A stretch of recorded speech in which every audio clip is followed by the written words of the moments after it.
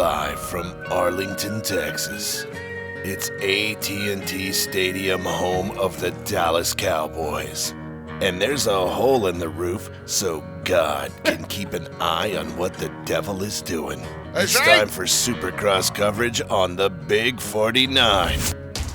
And here we go, gentlemen. Welcome to Racing from Arlington. This is the pre-race show here on the 49. One other note to mention before we go any further. Adam Cianciarillo not racing today with a wrist injury and not something that we knew about even as far as the injury report that came out this week. He wasn't on it, so it's got to be very, very recent. And it doesn't say a crash. It just said an aggravated wrist. Remember, that was a problem, one of his previous injuries. So at some point it was either aggravated, and that could happen just riding. These teams are never going to tell you what's really going on, but Adam not here. Did he get in a fight after that dude broke into his car in Oakland, or what? Yeah, you don't know. Adam Cianciarillo is down. By the way, that guy maybe. You guys think this track's as gnarly as Oakland? Oakland was one of the gnarliest tracks I've ever seen as far as just steep, sharp edges on everything, and then it wore down. The dirt was too soft to support that kind of a build, and it became a problem later on in the day. A lot of whoops, right? Yeah. Well, partners, I think this is a pretty good track today. It's got that red dirt, too, that southern red dirt, which is a little better going to hold up. It's a lot harder. Yeah. Yeehaw. Yeah. So it shouldn't wear down, whereas in Oakland they were hitting plywood. Yes, they were. They were digging in, and they were saying it was too soft. Apparently the horseshoes were getting in a little too deep. Oh, okay. Yeah. So we will see what happens there today. And there is one interesting part of this track that I anticipate problems at tonight. I'm seeing whoops on a dragon's back with a tabletop on the top, and then whoops going down as well. That looks like it could be a problem. Yeah. Well, we've got a copy of the track here. It's right behind Jason. Is anyone running snakeskin Alpine Stars today? Right up there. The snakeskin AP is running that, and he's also got a belt. Spurs? He's got a belt buckle and spurs on it. Got it. Okay. Yeah. It's a Texas thing. Yeah. Don't dig water under the. Don't dig for water under the outhouse. Yeah, definitely don't dig for water under the outhouse. Dude, I'm looking at a post right now of somebody taking a tour through the Star Racing Yamaha pits. Yep. And they go over to Eli Tomac's bike, and the heading of the post just says, "How stiff is Eli's suspension?" And they literally push down as hard as they can on the rear of the seat, and the suspension doesn't move. Okay, so in Supercross, you run a very stiff suspension. You need to run a very stiff suspension because for the whoops. You've got a lot of obstacles that are very, very sharp obstacles, and you need fast response and fast rebound. Versus in outdoor, you want an actually softer suspension because you're moving at a lot faster rate of speed, and you want the bike to actually soak up the bumps, not to just repel them. Yeah, but now we'll see in Supercross at times when the suspension loads up and throws you off like a bucking bronco. That does happen. It does, and that's why just to go on that same tip, that's why Ken Roxon has changed shocks literally 3 times from 3 different vendors on his bike since he's been riding Supercross this season. Showa? He keeps flipping it up. No, he's not running Showa. He's running a what is that? It is a custom shock. It is a one-off shock. It's not an Olin's. Oh. It's a one-off shock. Because I saw he was done with Factory Connection, and then I thought it was Showa, but I guess he started off actually Bones over at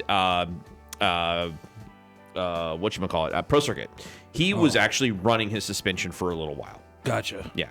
So man. Yeah, but he's just trying to dial it in and get it right. Remember, this is a bike he has not been on in years and years and years, and Kenny's doing damn good on a freaking Suzuki this year. I will give him all the respect in the world. Yeah. It's not the bike. This is funny. It's not the bike. Yes, it is the bike. No one else could do that on a Suzuki. No, it's not the bike. It's the rider. It's completely the rider. In Supercross, the bike has to just have basically, an average amount of power for the track.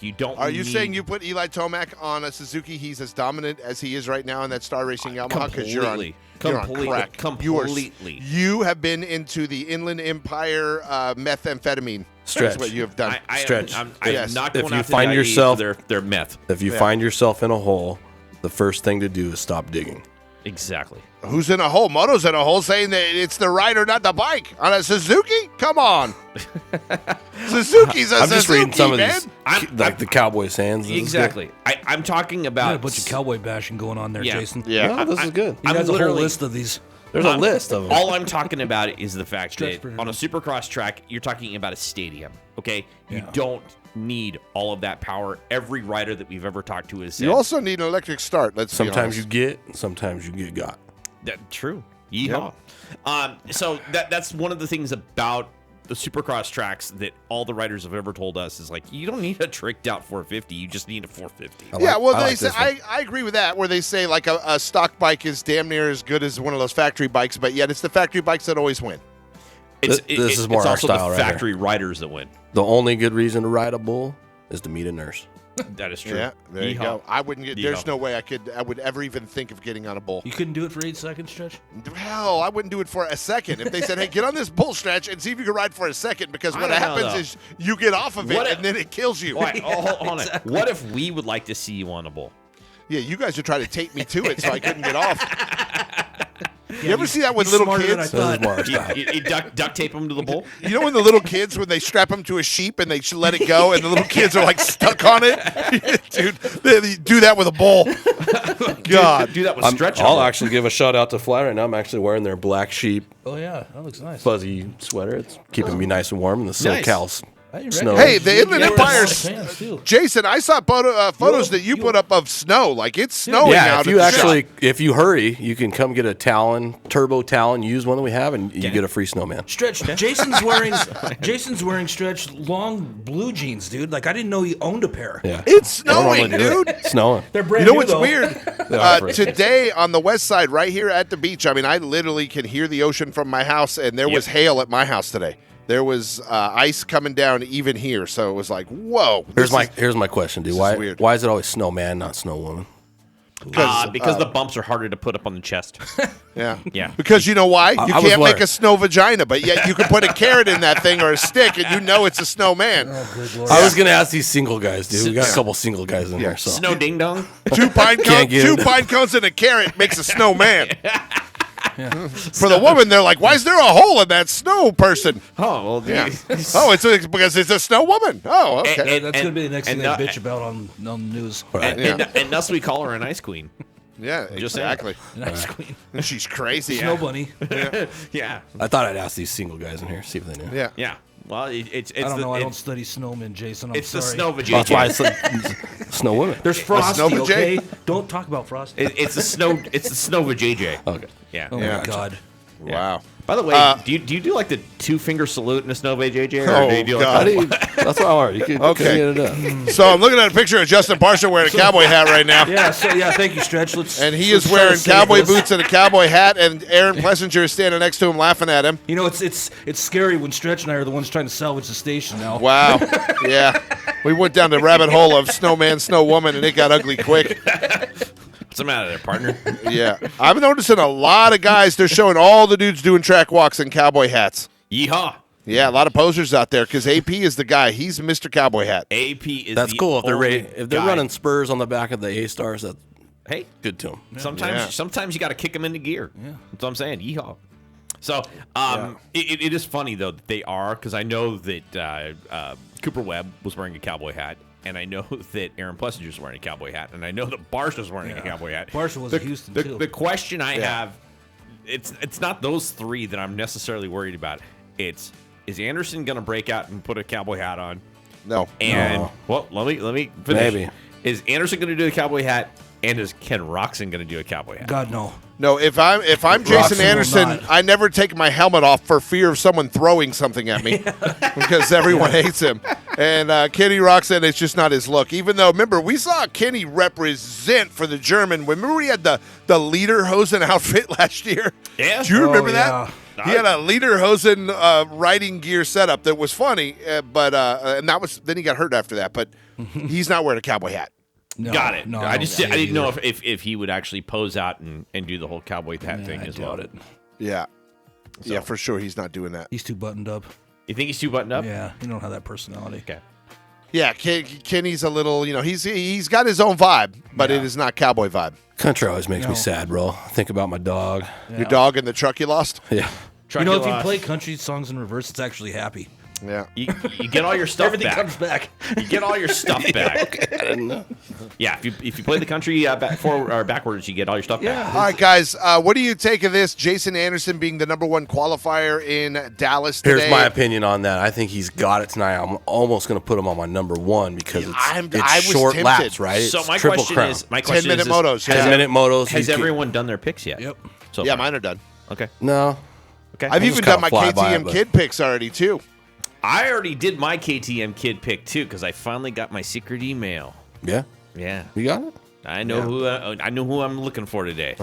I just know number. I don't guys have are a bad name on my That's, kid. that's what I have. I have a number. Yeah, I have a number. I got my number What'd you too. say? You guys are bad people. I have my number. Okay, hold on a minute. Betting on children. Do you have C Money's picks? I do. Yeah, exactly. Hold on here. Hold on From here. an 8-year-old. You're mad at From an us. 8-year-old. You're mad at us because we're betting on kids, and yet you're getting all of your picks. I'm from he taking still kids. has the info- picks there. I'm taking You're- info from a kid. I'm You're- not betting on a child.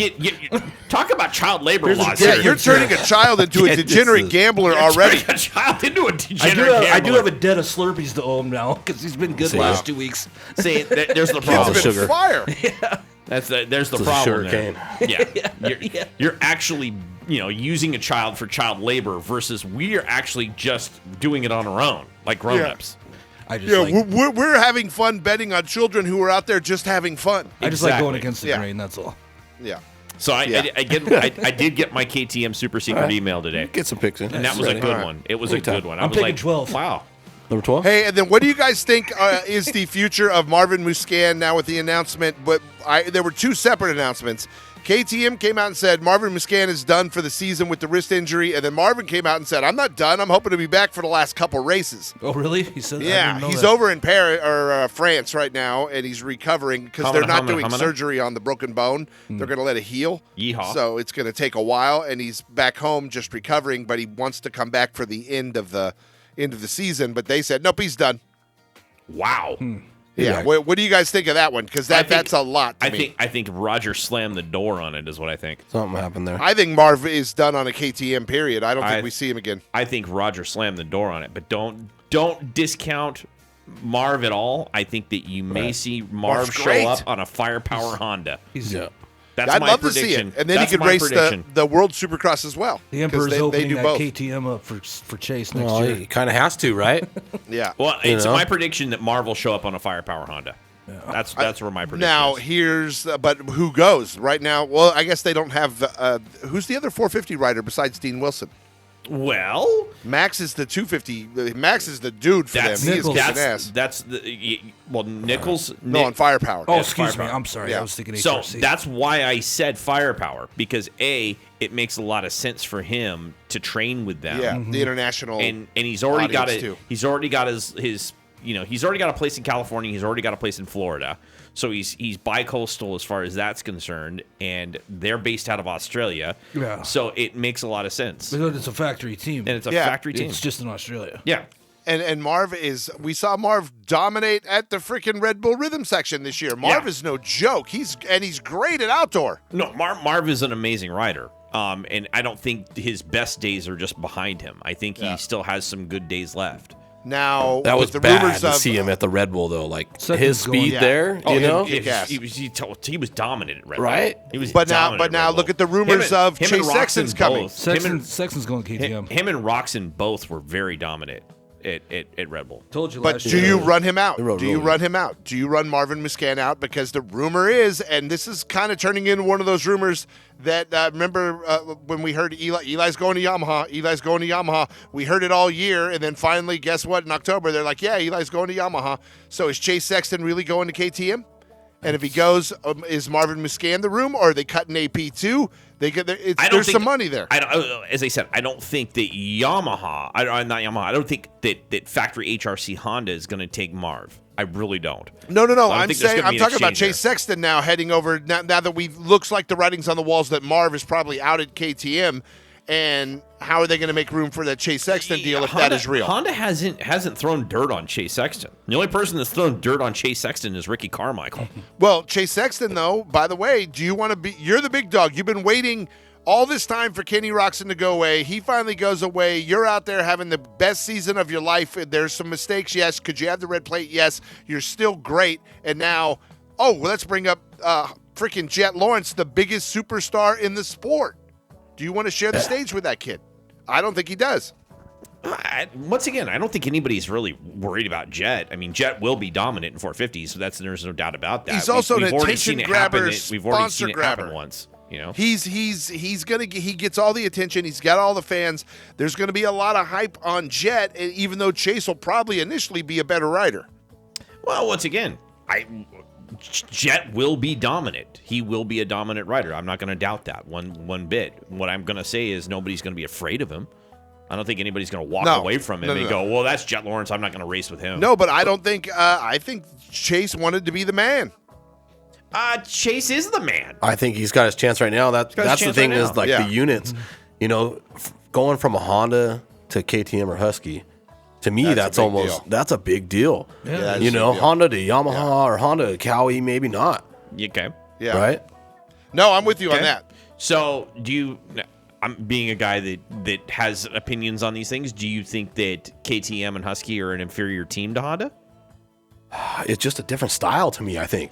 It's a different bike. Look at Cooper Webb and tell me that that's an inferior team, and I'm going to go, no. Cooper Webb always is in the hunt. He's always right there. But would he be more dominant? Inferior is one thing, but on a Yamaha or Honda. I think that like a lot of these riders, that when they switch teams, it gives them a breath of fresh air. Okay, the one that's been the biggest letdown right now that I think that you can use for your argument, Jason, is Christian Craig. Christian Craig went from Yamaha, where he was hyper dominant and everybody was looking at him as a big star. He's gone now to Husqvarna, where he's become wallpaper. But who's ever done well on a Husky? And then you've got obviously Jason Anderson, who was wallpaper for a long time on a Husky, and then he moved over to Cowie, and now he's a dominant star again. I just think between the rigid frame and going to that, it's like such a different riding style. I'm going to make the counter argument though with Justin Barsha. It might be good for you depending on how you ride. But Justin Barsha, who was hyper dominant on a Yamaha for a long time. And when he moved off of Yamaha and he went over to Gas, he stayed pretty hyper dominant for a while. Yeah. I think it's more of a team thing. I think it's more of a mental thing. Right. I think it's a comfort thing. Where they're at in their lives. A lot of these guys are young family men, and they're getting families, and all of a sudden it's like, rather than risking it all, I've got something to live for. I really don't want to put it all on the line right now. And then 6 months later, you're like, I got to put it on the line. I got to put it on the line. Yeah. Right. Why are Honda and Yamaha the number one, number two manufacturer consistently on? Because they're the ones that win the most. Well, and the fact that Yamaha and Honda make the most consistent, reliable product on the market. That's right. They really are the most. But still, if you're Chase Sexton and you're with this Honda program, all of a sudden you switch to someone else's program. Yeah, a whole nother format. A whole nother. Yeah. Could it hurt Chase? It definitely could hurt Chase. Right. It definitely could, especially when on the platform he's so comfortable with, and he can be dominant and winning on the Honda. And he's been on Honda since he was on 250s. Won't hurt his so bank he account. went from 250 on Honda, he went into 450 on Honda, and he stayed on it. The one that really is surprising that I think lends into your argument about Honda a little bit would be Ken Roczen, because when Ken Roczen went from Suzuki into Honda, all of a sudden his dominance went up about threefold. Right, and Suzuki went from 9th place to 5th place. Exactly. Right. Yeah. On those bikes. So and now that he's gone back to Suzuki, what has happened with Ken Roczen? He's gone right back. Okay, what about Eli Tomac? Eli Tomac was on a Kawasaki where he was dominant. good. Eli Tomac was dominant on that Kawasaki. He didn't win every damn race he was in until he got on the Yamaha. He won every race Eli wanted to win. I've seen him do it. And we used to talk about it all the time on the radio, and the fact that Eli, when Eli wants to win, Eli can win. And when Eli doesn't want to win, Eli will lay in the weeds like everyone else when he chooses to not win. Hey, his last season on Kawasaki was won by Cooper Webb in the Supercross. But my point is that he also sandbagged it, and I knew he sandbagged it. You could see it. He wasn't in the mood or whatever it was. When he wanted to win on that Cowie, he always won. Yeah, that's what he's doing on the Yamaha, winning. It seems easier on the Yamaha. I think right now, that's for sure. Well, here's what I will say. I think that the Yamaha deal is more enticing for him to win. Mm-hmm. Okay, there's a payday, and a lot of these guys don't forget this. And Justin Barsha did this, by the way, and Jason Anderson is both guilty of this. When they can say the fine will be $3,000, the win will be $10,000, hey, give me the fine. Yeah. Take the fine. I'm going to kick you off your bike just so I can grab the win. Boom. Right. It's good business. Right. And I think that the same thing applies with Eli Tomac because he took a pay cut when he went from Cowie to Yamaha. Cowie had him in a really good, regular, high pay schedule. I mean, he was probably one of the highest paid riders on the circuit with Kawasaki. Then he went to Yamaha, took a severe pay cut. But what did he get? He got a giant bonus structure. That bonus structure was based on wins. And just like any other business, all right, so you're saying I'll make more money than I made at Kawasaki if I win. Yeah. Which is betting on yourself. That's betting on myself. That's different. Right. That's betting on myself, and that's a good deal. Right. Therefore, I'm going to take your salary, your base salary, whatever you're giving me on the base, and then I'm going to turn around and I'm going to start chalking up wins real quick. And I'm going to get win, and boom, I'm going to be right back in the chips. Because most kids are going to hop on a bike and they don't care what they ride, bro. No, they don't care. Right? Yeah. They just want something. They just want to ride whatever They your don't parents give a can damn. afford. That's what you're going to ride. Right. Exactly. Yeah. Right. So it's a price point for most people. It's a price point for most people. It's an availability thing. Yeah. Who has what? You and I had a conversation. You and I had a conversation about some local riders the other day when we were talking at lunch. Right. And some local riders like to play You're dealers. talking about McLovin? Well, I'm just talking about local. They like to talk. They like to play the dealer game. They like to play the dealer game. They like to go. Who can get me what I want, when I want it, and how I want it, and who's gonna kowtow to me? The problem is that's short ball, and you can't. There is no short ball anymore. I've been looking at my nuts. Right. Well, no, it's no. You're right. That subject is serious. Yeah, it's serious for the motocross industry. Like kids should look at that. Yeah, it's short ball. Dealers look at it. They know. Yeah, and you can't play short ball anymore. Just because you're okay on a bike and you're good doesn't mean you're going to be severely competitive in the professional world. It just means you're going to have an avenue on how you're going to brand yourself, right? I mean, let's just look at like some of these retired guys. Look at a guy like Weston Pike. Okay, Weston right now still sponsored by Fly Racing. Still sponsored. He hung out with Jason and I when Moto wasn't there. You notice how people hang out with us when Moto's not there? I know, exactly. That is weird. But look at a guy. Look at a guy like Weston. Okay, he could go to Glen Helen on any day he wants right now. Smoke everybody and be dominant on the track. Right. Yeah. But Weston would not go on a Supercross track right now with these guys at their age. And try to race competitively with them because he's beat up from a career of racing. At about his body is beat up. Minute 10 on that track, he would do the same thing that Chad Reed did, and he would start falling off to the back of the pack. Right. Okay.